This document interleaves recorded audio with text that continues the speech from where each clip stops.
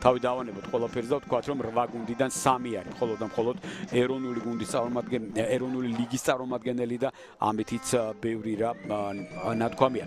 უბრალოდ ერთადერთი ალბათ აქ ალთუნაშვილი კარგი ჩაწოდება თაური და ანგარიში გაიხსნა.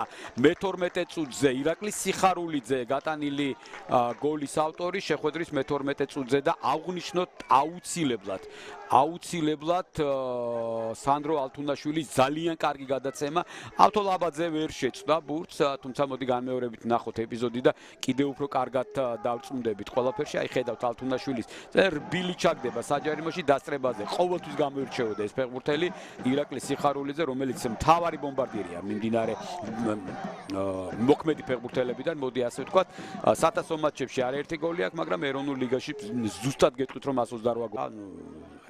ოჯახური ტრადიცია გრძელდება და კიდევ ერთი ხორხელი გამოჩნდა ანდრია ხორხელის სახით და ასე რომ ნახოთ როგორ გაგრძელდება ყველაფერი. თადარიხის არის საინტერესო ფეხბურთელები აქ. სახიფათო ჩაწოდება კიდევ ერთი თაური და კიდევ ერთი გოლი იბერია შესრულებით. აქ უკვე გოშთელიანი გატანილი გოლის ავტორი შეხვედრის მე-19 წუთზე. ხო, ვერ უწევს სამწუხაროდ ჯერჯერობით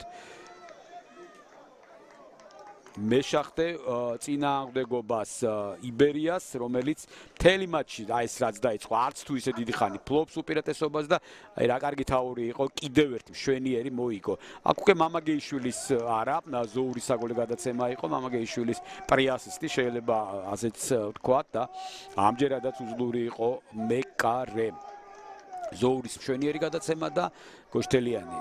სიხარულიძეზე ვთქვი რომ პოზიცია ძალიან კარგად ირჩევს და ამ ხრივა ეს ფეხბურთელი საჯარიმოს კარგი გადაცემაც გააკეთა და დასარტყმელ პოზიციაზე ვერ გავიდნენ.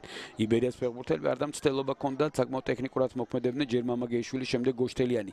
ისევ კიდევ ერთი გადაცემა არ არის, აქ თამაშგარე მდგომარეობა დასარტყმელია და არტყა და გაიტანა. ეს არის მამაგეიშვილი, რა თქმა უნდა, შეხვედრის 34 წუთზე ანგარიში ხდება 3-0 უფრო სწორად.